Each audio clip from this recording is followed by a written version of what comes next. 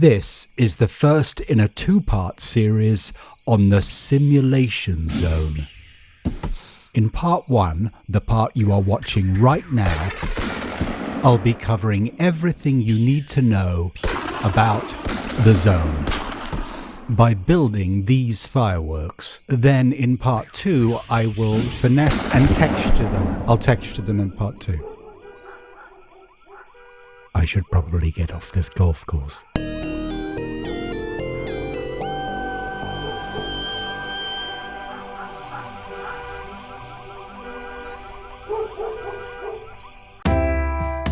A journey begins with a single step, and a Blender journey begins with working out what to do with the cube. We are going to apply a geometry nodes modifier to it. Shift F3 to bring up the geometry nodes editor, and Shift A then S lets us search for nodes. I want a transform geometry node, scaling it down to 0.1 so it isn't so big and burly. Okay, now I think we're ready to meet our title character. I'm adding a simulation zone, which comes in a pack of 2, a simulation input and a simulation output. Under the geometry node's internal dependencies, there's something new, a bake folder. Choose somewhere on your computer where no one goes, and this simulation zone will store all its wondrous computations in there. What computations? I hear you ask. Well, everything in the simulation zone is evaluated on every frame. Pop a set position node in there and it becomes part of the zone bound by its persistent purple perimeter. I'm going to offset Z by a tiny amount and press play. The cube moves up by our tiny amount on every frame because it is applying the set position node on every frame. I find it useful to think of it as looping, with everything in the purple perimeter experiencing Groundhog Day on every frame. And just like Bill Murray, Blender remembers all of these transformations. It caches them, as shown by this stylish purple line. Change anything inside the zone and the cache goes away, but will return again when you play or scrub through the timeline. Now let's see what happens when you plug something into the simulation input. Here, I'm adding the same offset factor, but through the simulation input into the set position node. And nothing happens. Well, something is happening, but it's a very small something, and it's only happening on the first loop because this is the vector being passed through. Connect the original, and now it's applied on every frame. We can hijack this vector inside the loop, adding a vector math node. Whoosh. This moves faster, accelerates even, because we're adding 0.005 to the vector on every frame and passing that new vector through the simulation zone to the next frame. Remember, anything that enters the zone through the simulation input does so only once on the first frame of the simulation. But if you add a join geometry node inside the zone, the joining of geometry is repeated just like everything else, adding a cube on every frame while the position node moves them like a stretchy, blocky caterpillar.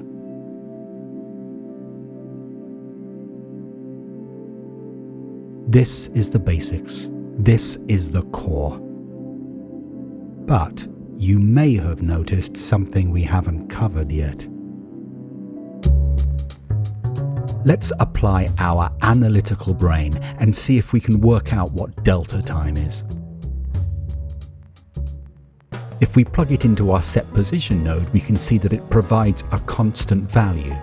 We're working at 30 frames per second here, and on closer analysis we can see that the name delta time has the word time in it. Spatial analysis shows us that over 30 frames it's moving exactly 1 unit. I think we're onto something, but we need hard numbers. Oh no, that's a very hard number. What if we change the frames per second to 10? Ah, I've got it. Delta time is the fraction of a second that passes between each evaluation, the length of time in seconds that each loop takes. You may not see it now, but this unflappable float will be your best friend. From what we've just learned, if we scale our vector by delta time, the original vector will represent the distance travelled per second. Let's make this vector grow by adding it to itself on every frame. The result of the sum being passed round every time, then being used in the sum, which is itself passed around and then used in the sum. You get it. I think you get it. Now I'm going to add a noise texture node. Use a vector math node to subtract 0.5 to center it, then add that to our original vector. This adds noise to all 4 points of the box, which is cute, but useless.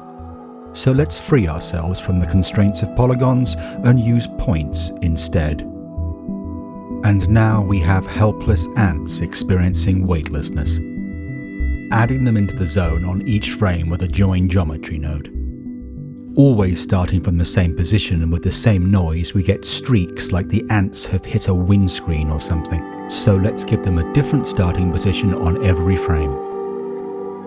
Emit it. This is particularly satisfying. Let's get our heads around this noise situation, shall we?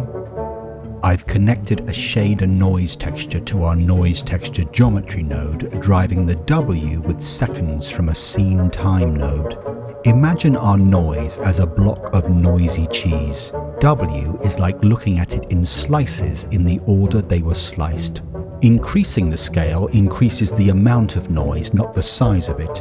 In our constant column of cosmonaut ants, the waves are smaller, less discernible, but full of crackle and life. By contrast, a much smaller scale gives us plumes almost. Old-timers would call them wisps. Let's disconnect seconds and settle for the pattern of just one slice of cheese. Now we have a noise shape that's always the same noise shape. The only variation coming from the starting positions of the points. Okay, let's dismiss our please like and subscribe worthy visual aids. We want the best of both worlds. The plumes of the low scale and the crackle of the high. The utopia of noise. So let's add them together, 0.5 and 10.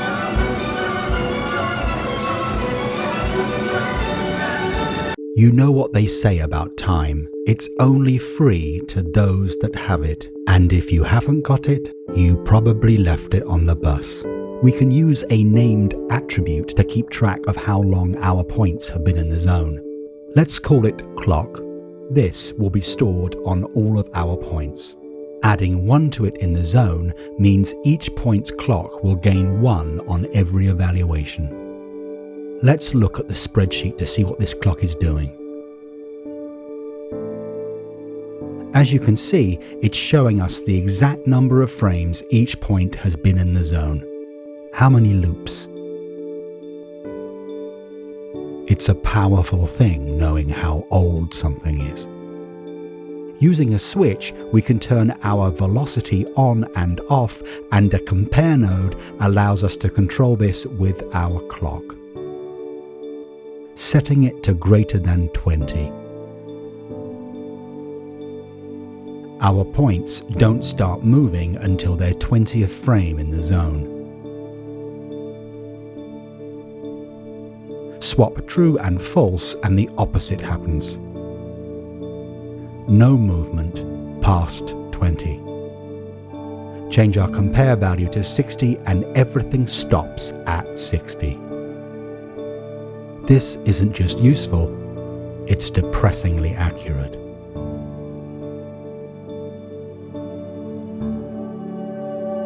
Okay, let's start building our fireworks.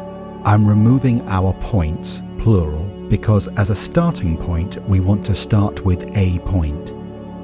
Add a points node, connecting the count to our group input.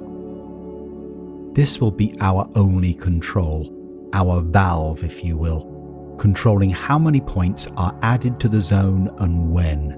I'm creating 3 keyframes, a count of 1, a count of 2, and a count of 1. The valve should be only open for 1 frame each time, so I'm adding a keyframe of 0 after each and changing the interpolation to constant. Make sure the count is 0 on the first frame, otherwise there'll be chaos, and change the point radius so we can see what we're doing. Our 4 points are released into the simulation on their designated frames. 2 of them move as 1, however, because they share the same slice of noise cheese. We're going to fix this by giving each rocket its own unique ID number. Using just the frame number won't be enough though if there's more than 1 on the frame. So we'll multiply it by the index plus 1. With this, there is the possibility that some rockets will have the same ID, but there's not the possibility that rockets released on the same frame will. Let's not make it perfect, eh? Let's let the imperfections remind us who we are. Now we connect this rocket ID to our noises with a named attribute node.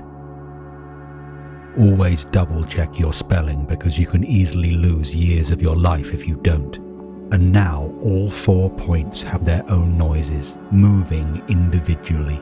If you think back to when you were younger and saw the beginning of this video, you might remember that each rocket is made out of multiple cubes. I'm creating these with a duplicate elements node, storing their indexes in a named attribute called tail number. This way, we'll know which part of the tail any given cube is. I'm also storing the tail length in another named attribute. This won't feature much in this episode, but gosh, is it going to be big in part 2. I like to keep things organized enough so I can easily see what the nodes are doing, and I press play regularly to make sure that I haven't just ruined everything. But if I'm feeling extra anxious, I'll check the spreadsheet. Good. Everything in its right place.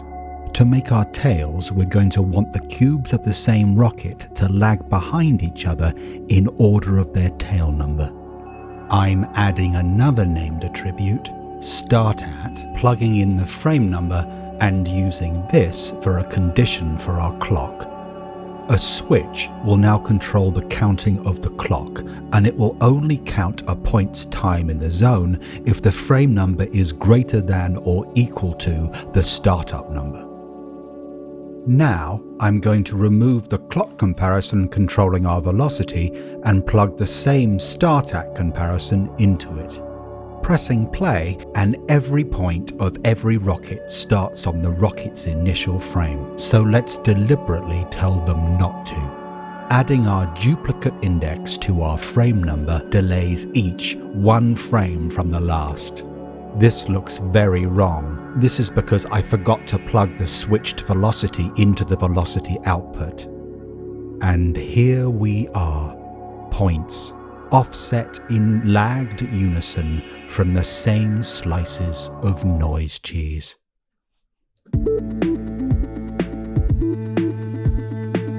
Too many noodles that span the zone can get real messy real quick. So I'm going to convert our velocity into a named attribute, duplicating the clocks node and putting it just after, plugging our start at switch into this and moving the set position node so it's the last node in the zone. Disconnect the velocity from the simulation output and let's rearrange these, because if you know anything about me, it's that I can't abide a mess. Now we can replace the velocity from our simulation input with our new named attribute. Let's check that everything still works. Yes, it does. Okay, let's get back to building these rad rockets.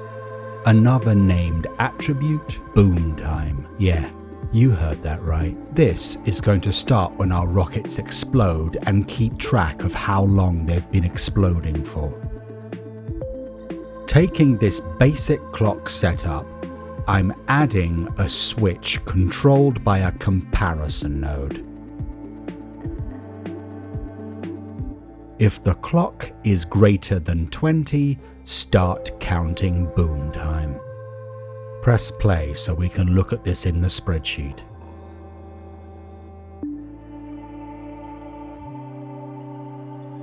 Let's move our boom time nodes down to give them some space and change the greater than to 60.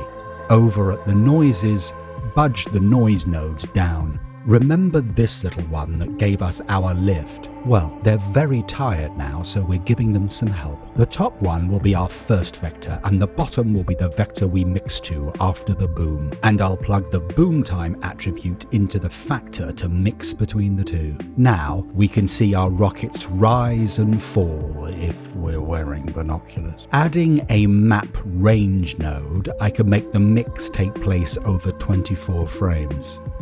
Now we have our up and our down, let's see if we can give the noise a little bit more personality. Duplicating this math node and changing it to scale, which will connect to our clock. Now the noise gets scaled up more with each frame, maybe 2 more.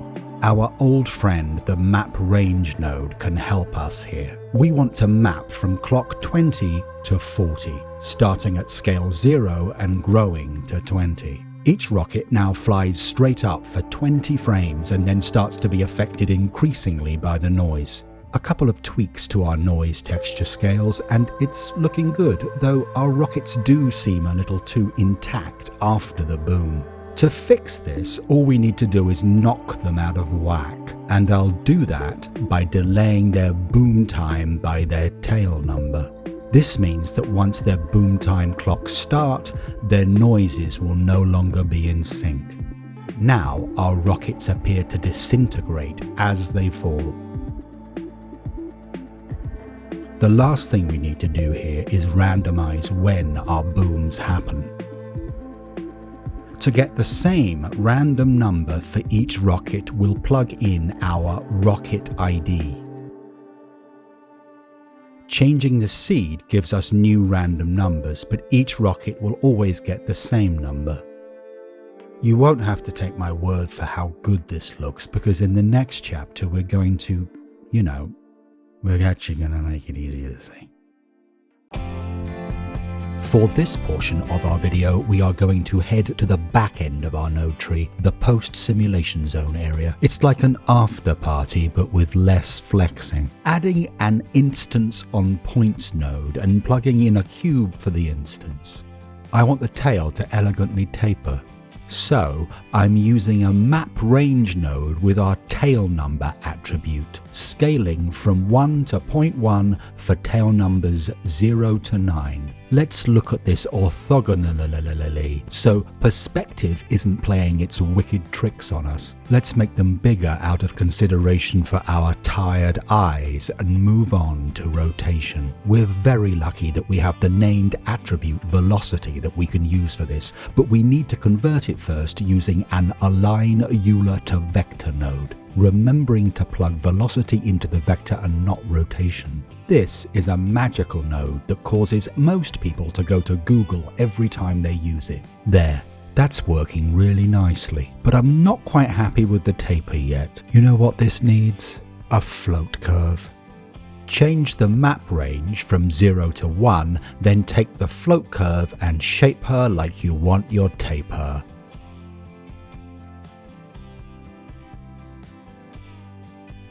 Now I'm going to break with the conventions of this video to talk about motion blur.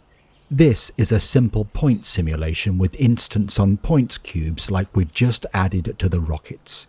Because of the nature of the movement, we might want to render this with motion blur, hoping for a result like this. However, if we rendered our rockets as we just left them, we would be confronted by this blurry chaos. That's because for motion blur to work, each instance needs to have its own unique ID, and with the adding and deleting of points here, IDs are being swapped faster than at high school. So let's clamp down on this flagrant violation by setting the IDs ourselves. I've plugged an index node into a set position node.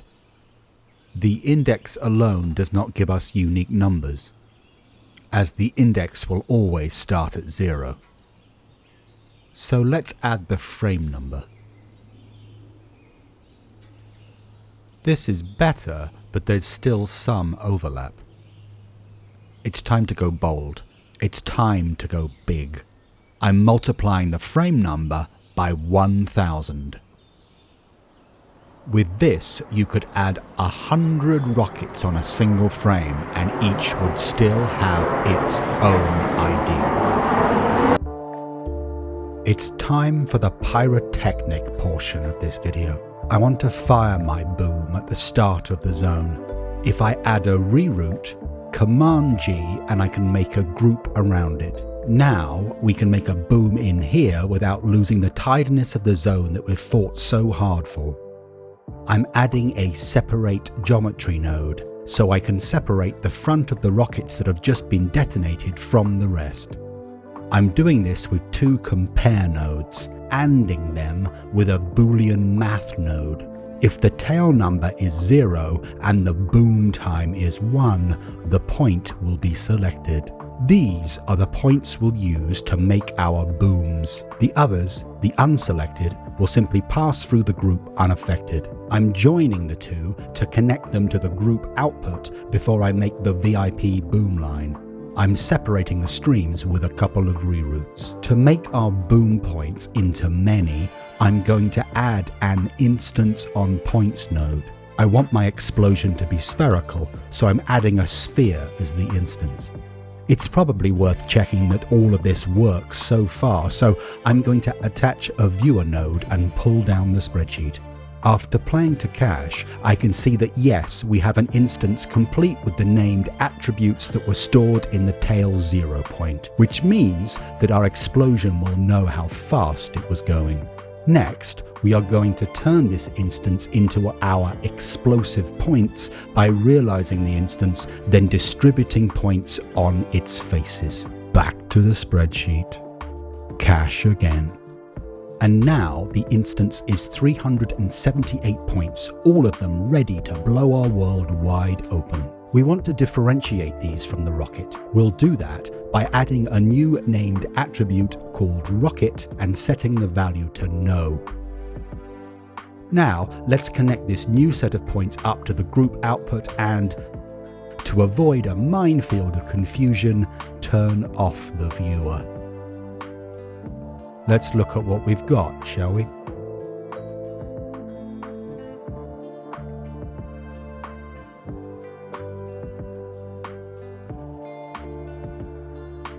The last thing I want to do here is set the IDs for our new points, remembering that we want each to have a unique ID that won't be duplicated.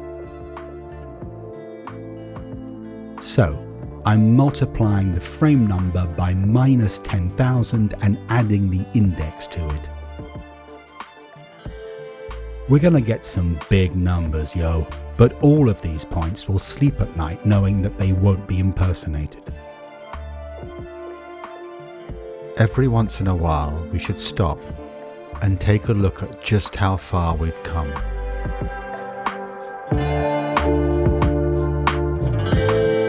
Okay, that's enough of that. Remember I added this named attribute to designate the exploding points as not rocket? Well, now I'm going to use the same named attribute to designate the rocket points as yes rocket, and use this to separate how we scale our cube instances. I'm adding a switch and plugging our named attribute named rocket into it. The rocket scaling float curve goes into the true, and to test, 0.1 in the false. That works, but we can do better than this. I'm duplicating the tail setup because recycling is really in right now. But I'm changing the input value to boom time. Bigger cubes at the start of the boom, scaling down over time. Let's make the scaling take a little longer.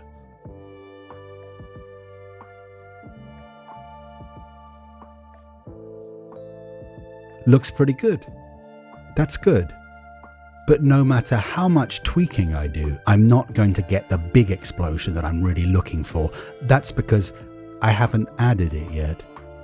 Our boom particles aren't doing anything different to the rocket particles. Back in the boom group, The distribute points on faces has a normal output. This is the direction of the face each point has been distributed on. Storing this on our points allows us to move them in those directions, and thus boom velocity is born. Back at the noises. I'm going to add boom velocity to everything, given that the rocket doesn't have any, so only 0 will be added to those points. Well, that was impressive. Let's scale up our boom velocity with a vector math node. Yes, our boom points are now moving rapidly in the direction of those normals. Let's finesse this. We can use boom time again with a map range node and a float curve to control the attack and decay of our explosion. Where do you think you're going? Get back here. We can use the same curve shape as we used to scale the instances. I seem to have a tendency towards the underwhelming. That's better. I'm going to multiply the curve result to give us a little bit more welly.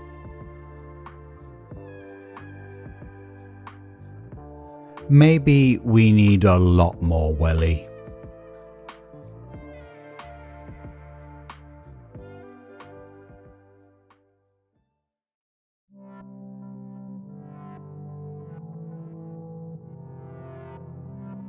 There. This looks like fireworks like I've seen in real life, and the similarity pleases me. I think the only thing left to do in this part 1 of our firework building exercise is give us a finish that sums up the scale of what we have achieved in this quite a short period of time. Less is more, they say. But is it really, when more is literally more? If this served any form of function for you, please like and subscribe. And if you're watching this when I've finished the second one, you will now be looking at a link to it. And if not, here's my first video. If you got this far on this video, I think you might quite like it.